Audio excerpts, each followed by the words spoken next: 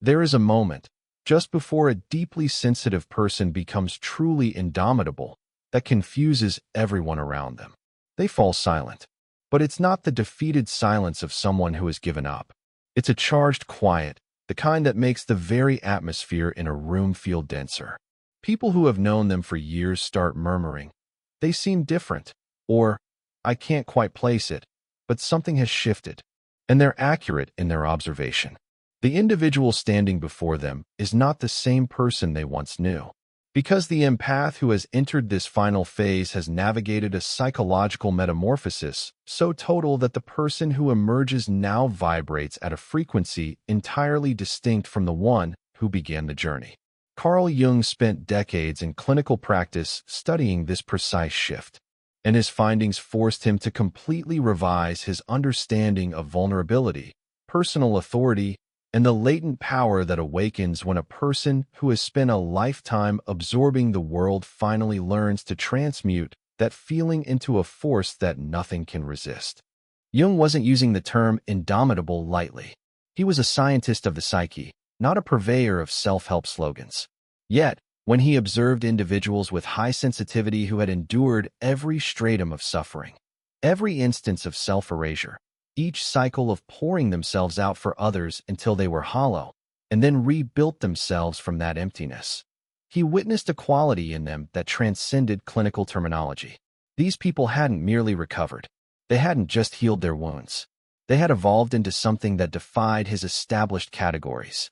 They now possessed a fusion of profound perception and unshakable self-command that rendered them functionally immune to the very dynamics that had once dismantled them. Their sensitivity remained, sharper than ever, but nothing could dislodge them from their core. And it was this paradox, absolute receptivity combined with absolute stability, that Jung identified as the ultimate stage of development for the empath. Today, we are going to explore exactly what Jung uncovered about this stage, what actually transforms inside the psyche when an empath crosses this line. Why do the vast majority never reach it? And what mechanism holds them perpetually in the stage just below? And finally, what does reality look like from the far side of this shift, when you have finally arrived at the version of yourself that no circumstance and no person can ever unravel? To grasp what makes this final phase so distinct from all that preceded it, you must first understand the arc Jung observed in the empath's journey. This ultimate stage doesn't materialize from nowhere. It is constructed upon the foundation of every agonizing experience that came before it. And without those earlier phases, it simply cannot exist. Jung documented empaths progressing through a sequence that, from the outside, resembled a slow-motion collapse. The initial phase was passive immersion, where the empath had no awareness they were even absorbing the emotional states of others. They simply believed life was inherently overwhelming, that they were excessively fragile, and that something was fundamentally defective in them. They carried foreign weights and then blamed themselves for buckling under the load. The second phase was recognition of the pattern. This is where the majority of empaths reside currently. They have identified as empathic. They have acquired the vocabulary. They understand they've been absorbing, fixing, and abandoning themselves. They can label the cycle, even if they cannot fully interrupt it. The third phase was the attempt at barriers. The empath begins to refuse, to withdraw, to try and shield themselves. But this stage is inherently messy and incomplete because the boundaries are erected from a place of fear and depletion rather than from authentic internal authority. They are constructing walls because they are terrified, not because they are self-possessed. And others can sense this distinction. Walls built from fear invite challenge. Boundaries set from self-possession command respect. Most empaths oscillate between phases 2 and 3 for years, even decades. They recognize the dynamic. They try to set limits. They are pulled back in. They recognize again. They set limits again. It becomes a circuit that masquerades as progress, but is actually just repetition dressed in more sophisticated language. Jung analyzed this circuit with exacting detail and pinpointed precisely what trapped empaths within it. The missing component wasn't insight. It wasn't stronger defenses. It wasn't even more healing in the conventional sense. The missing component was what Jung termed ego dissolution, followed by reconstruction from the core self rather than from the injury. Here is what that means in direct terms. Most empaths, even those with years of work behind them, are still functioning from their injury. Their identity is structured around being the perceptive one, the healer, the one who comprehends, the one who has been wounded.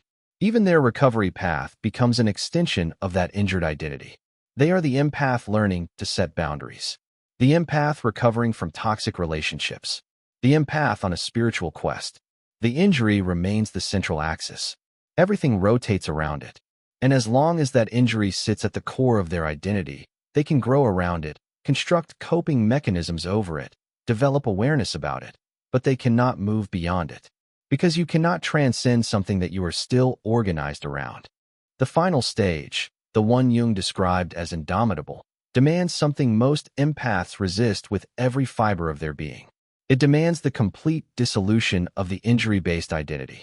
Not mending the wound, not comprehending the wound, not even pardoning the wound, but allowing the wound to cease being the organizing principle of your existence. Jung witnessed this occur in certain individuals and characterized it as the most terrifying and simultaneously liberating experience a human can undergo. Because when your identity perishes, even the identity constructed around recovery, there exists a span where you are genuinely nothing. You do not recognize who you are.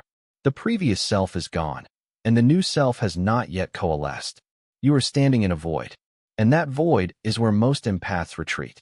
They sense the emptiness and they panic. They grasp for the familiar identity because at least it gave them a role, a community, a narrative, a purpose. Being nothing offers none of those things. So they retreat. They return to the recovery circuit, back to the barriers that don't fully hold, back to the identity that revolves around what was done to them. And they never access the final stage because accessing it requires enduring the void long enough for something entirely unprecedented to emerge. Jung called what emerges from that void the self, distinguishing it from the ego self that most people experience as their identity. The self, in Jung's framework, is the totality of the psyche.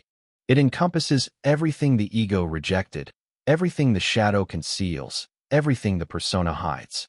When the injury-based identity dissolves and the empath remains in the void, rather than fleeing, the self begins to organize consciousness in a radically different manner.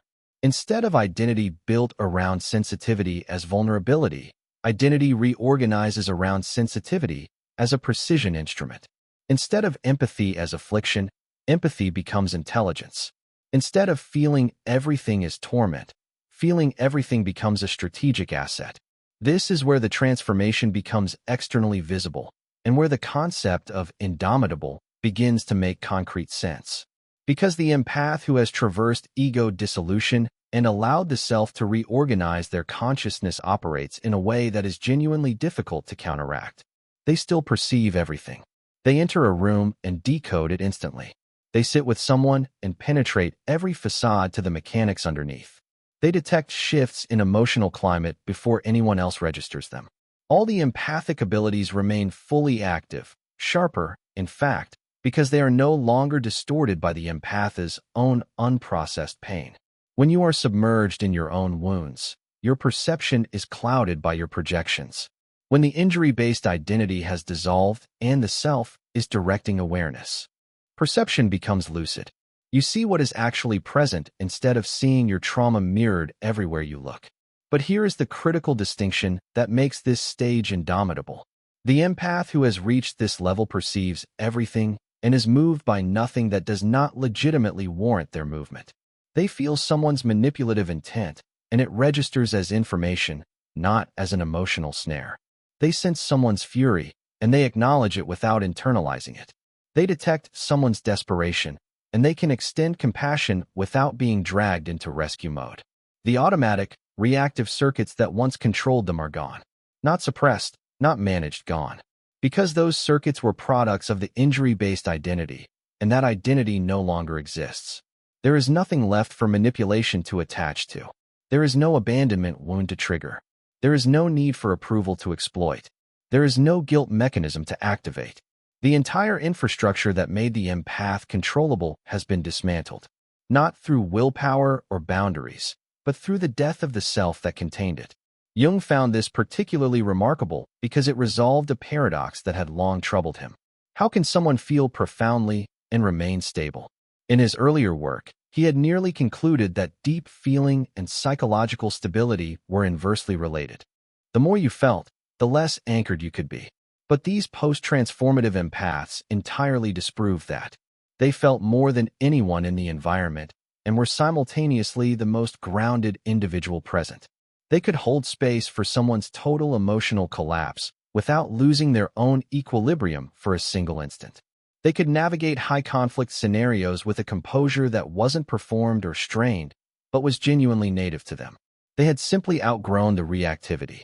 It had fallen away like a skin they had shed. This is what people mean when they sense something altered about an empath who has reached this stage. The energy emanating from them has shifted. There is a density to their presence that wasn't there previously. Not heaviness, density, gravity. People feel it without understanding what they are responding to. It is the difference between someone who is attempting to be strong and someone who simply is. Between someone performing calm and someone who has no internal turbulence left to perform through. The empath has not become cold. They have not shut down. They have become so thoroughly themselves that external chaos cannot reach their nucleus. And that groundedness, that unshakable core, is what makes them indomitable. Jung documented specific attributes that manifested in empaths who reached this final stage. And these attributes function together like an integrated system rather than isolated traits. The first attribute was what he described as perceptual certainty. These empaths no longer second-guessed what they observed. In earlier stages, an empath might perceive someone's insincerity, but then immediately doubt themselves. Maybe I'm wrong. Maybe I'm projecting. Maybe I'm being unfair. That self-doubt evaporated in the final stage.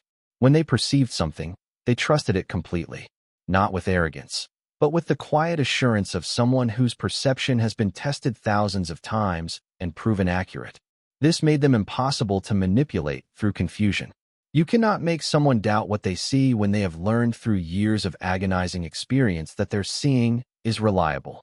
And when confusion tactics fail, when guilt doesn't work, when emotional manipulation can't gain traction, the entire playbook that toxic individuals rely on becomes useless against this person. The second attribute was conscious engagement. Empaths in earlier stages either engage with everyone indiscriminately or withdraw from everyone out of exhaustion. The final stage empath did neither. They chose consciously, deliberately, without guilt. They could be in a room crowded with people and direct their empathic attention like a spotlight, illuminating what they elected to focus on and leaving the rest in peripheral awareness. This wasn't blocking or shutting down. It was mastery.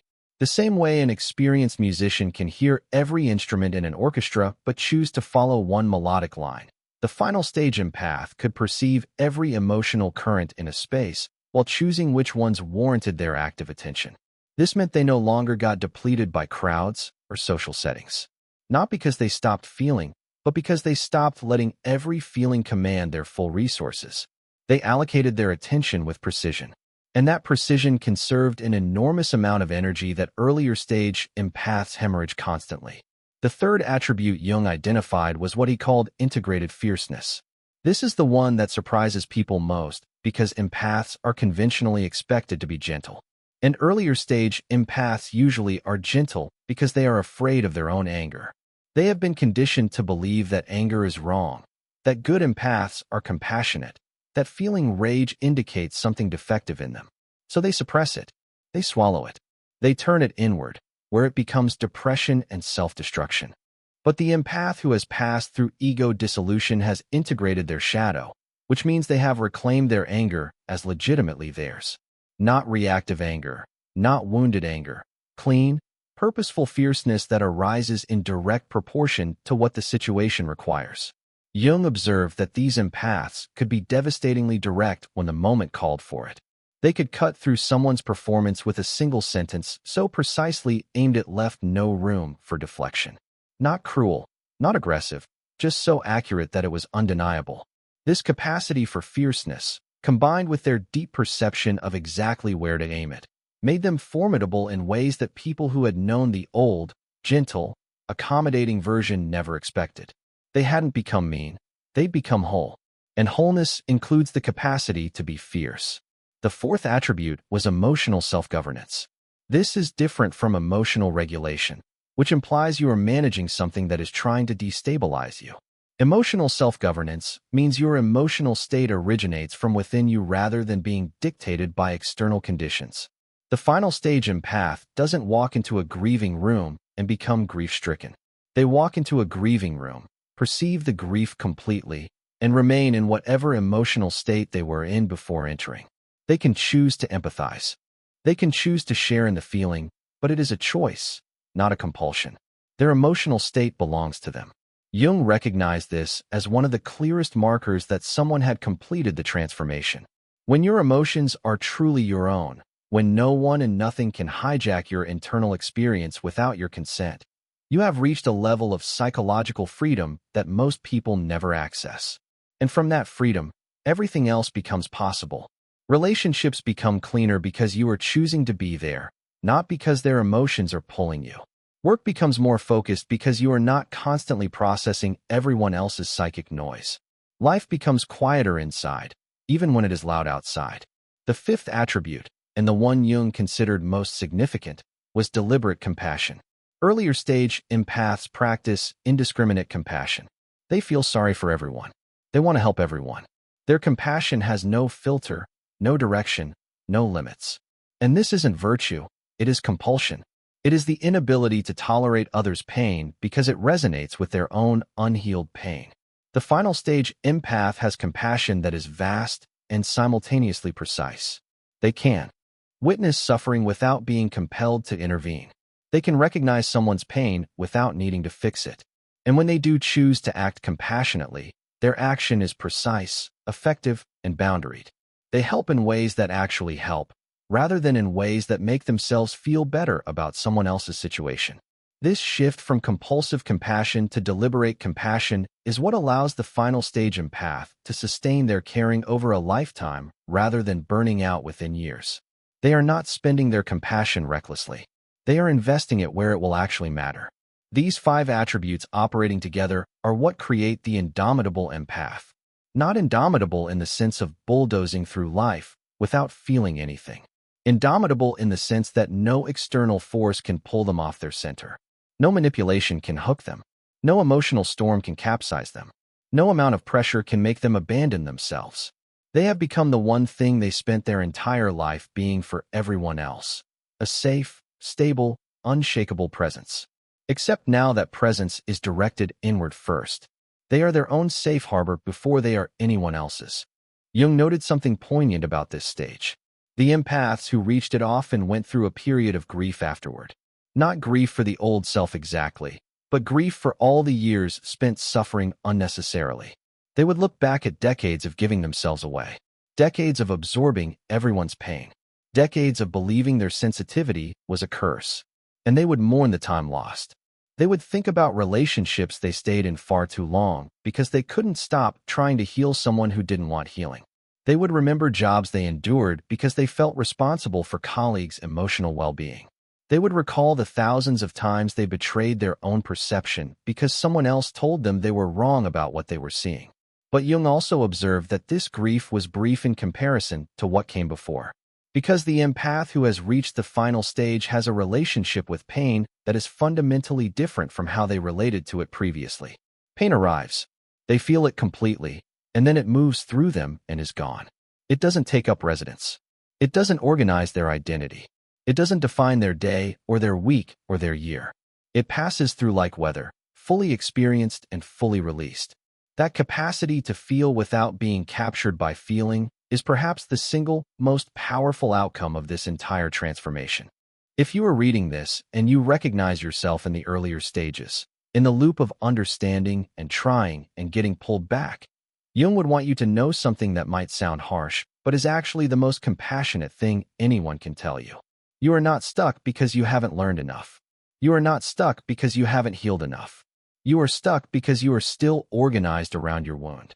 Your identity is the sensitive one, the hurt one, the one who's healing, the one who understands. This identity feels like you. It feels true. It feels permanent. But it isn't you. It is a structure built by circumstances that happen to you, and it can be released. Not easily, not quickly, not without passing through a void that will terrify you, but it can be released. And on the other side of that release is a version of you that doesn't need boundaries because nothing gets in that you don't allow. A version that doesn't need protection because there's nothing left to protect against. A version that perceives the full spectrum of human experience with crystal clarity and responds to it with precise, chosen, self-governed action. That version of you isn't a fantasy. Jung saw it emerge in patient after patient who was willing to let the old self die completely. The key word is completely. Not mostly, not 90%, completely. The part of you that wants to hold on to one fragment of the old identity, one shred of the wound story, one remnant of the victimhood narrative. That part is what stands between you and the final stage. Not because you need to deny what happened to you. What happened was real. The pain was real. But organizing your entire life around it is a choice you can stop making. And when you stop, when you truly let it go, what remains is something that has no name for itself, no story to defend, no wound to nurse, and no limit to what it can hold. That's what Jung meant by indomitable. Not a person who can't be hurt, a person who can be hurt and remain themselves through the hurting. Not a person who feels nothing, a person who feels everything and loses nothing of themselves in the feeling. Not a person who's transcended their humanity, a person who's finally, fully, completely inhabiting it. Every shadow claimed, every wound composted into wisdom, every ounce of sensitivity converted from liability into the most precise instrument they possess. That's the final stage. And it's waiting for every empath who's willing to let the version of themselves they've been clinging to finally, irreversibly die. If this video resonated with you, please take a moment to like it and subscribe to Winds of Thought for more deep dives into the psychology of transformation. And if you haven't yet, check out our new guide, True Self-Discovery, with 24 practical reflection exercises inspired by the teachings of Carl Jung, designed to help you find your way within. Click the link below to get True Self-Discovery.